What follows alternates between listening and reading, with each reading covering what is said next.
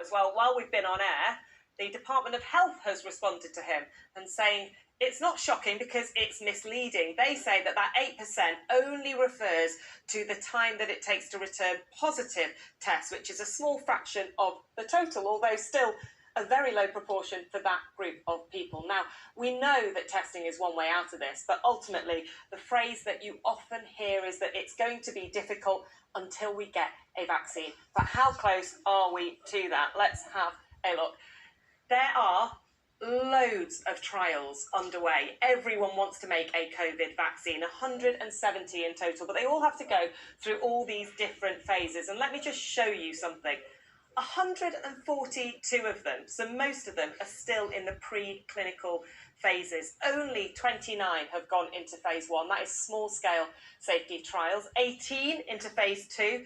That's the expanded safety trials. And then that all-important phase 3, when vaccinated people go out into the community, only 9, with none so far approved. Now, in normal times, all of this can take 10 years plus, but none of us want to be thinking about COVID in 2030, do we? Now, a government consultation is looking at how we could speed this process up. It actually closes on Friday, and it suggests some pretty big steps, allowing authorities to temporarily authorise a vaccine that isn't licensed, although they insist it will have completed all the safety steps, trying to protect companies that are involved with big programmes from some liability, and adding new people into the workforce to administer vaccinations, including some who are not medically trained. Now, some scientists have warned against rushing this process because we need any vaccine to be effective and we need enough people to trust the process. So this next